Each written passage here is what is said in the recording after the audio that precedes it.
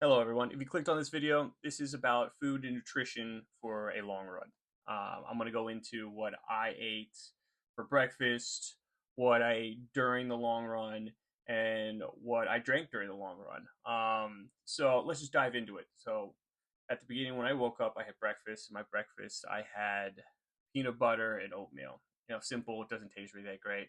I use Jif peanut butter because I want the extra sugar in the morning because your sugar is depleted in the mornings. Um, and then what I do usually in the mornings too is I start to acquire the things that I need for this long run.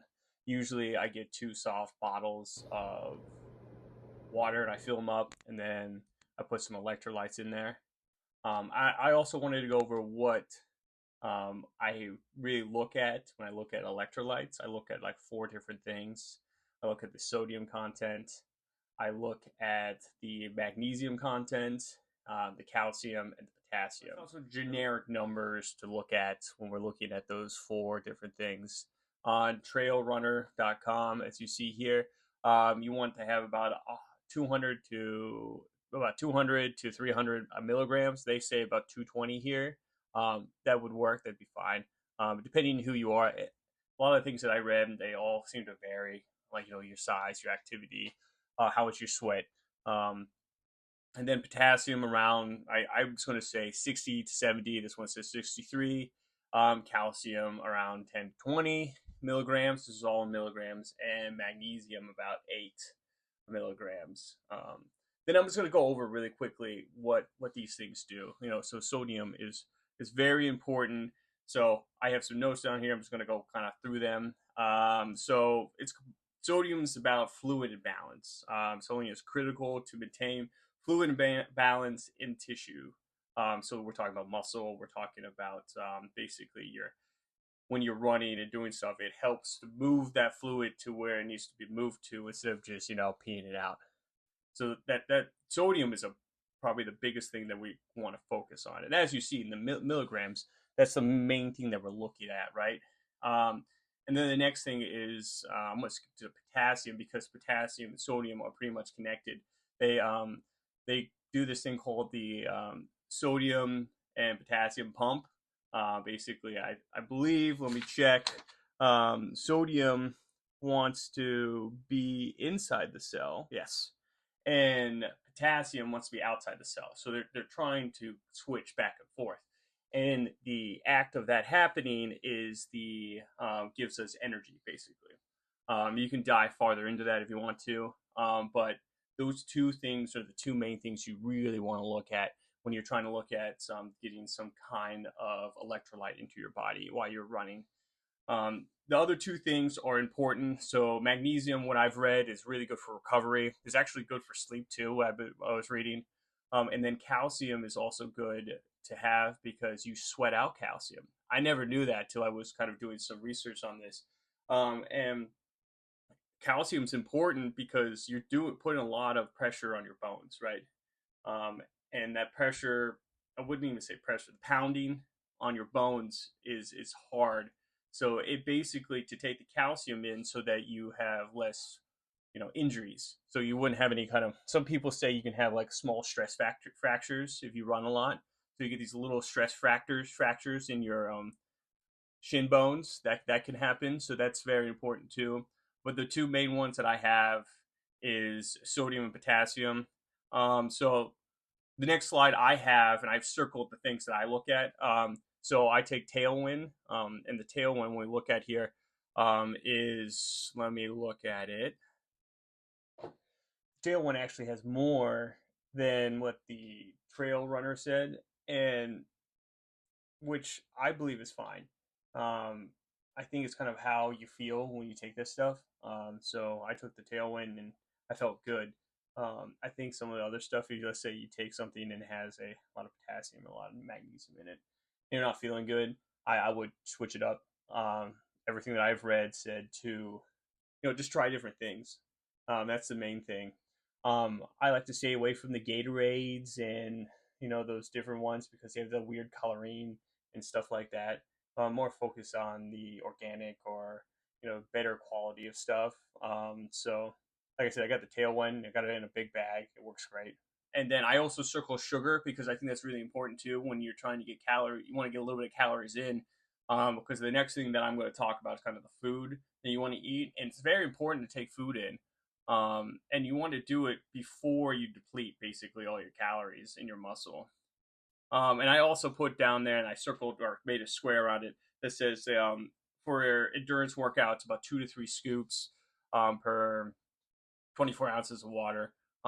So it depends on everyone. I think when I was running out there, on the way back, probably I think that was probably my last 4 miles. I was really feeling it, and I think it was because I thought it was because I wasn't drinking enough water, but I think it was the opposite. I don't think I had enough sodium in there, so I probably should have taken more. So next time I go out, I'm going to be taking in a lot more sodium, um, because what can happen if you're not having enough sodium is basically you start getting cramps and stuff like that. And that's what I was feeling. I was feeling cramps. So one of the main things that you can see is just confusion. I remember around 10 to 14 that the confusion really hit hard, where it's like, your mind starts to like kind of disappear. You're not thinking about anything anymore. And the next thing is like a little bit of nausea, and headaches and stuff like that. And I thought it was because I wasn't drinking enough water. And I think I drank too much water, than I did electrolytes.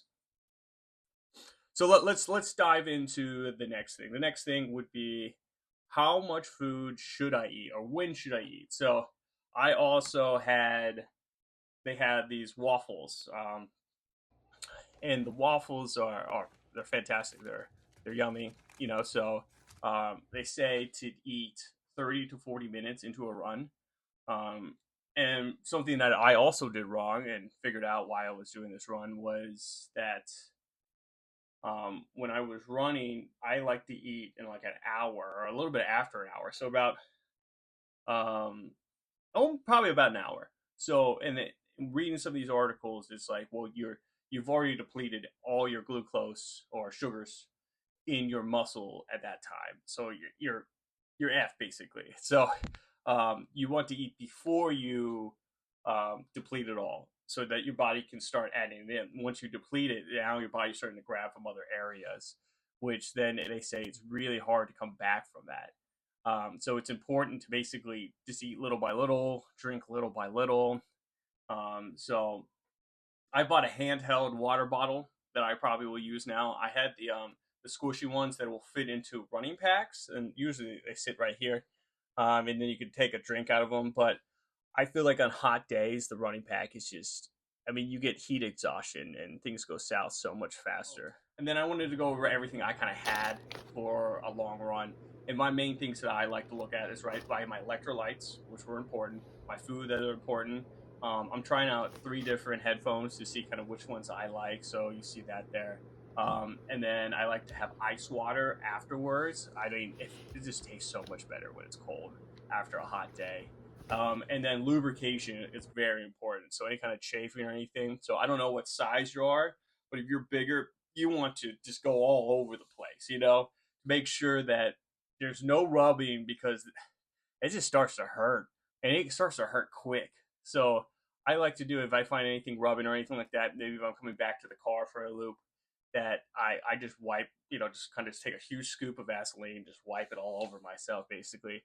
In the big places, it's funny to say, but your nipples are, I don't know what is with them, but you can see them on some of the marathons and stuff like that. People have bloody nipples, and you just lather them down. It's not that big of a deal. So that's what I had to kind of for my long run. So like I said, I had my oatmeal and peanut butter in the morning. That went great. And then I had my electrolytes. Then I had my food, and then the ice water, and then I also have what I take for a long run too, is my running belt. And if you don't know what a running belt is, and you see people running with their phones in their hands, it's a game changer. You put it's a belt that goes around your waist, and then you can just slide your phone in, and that's fantastic.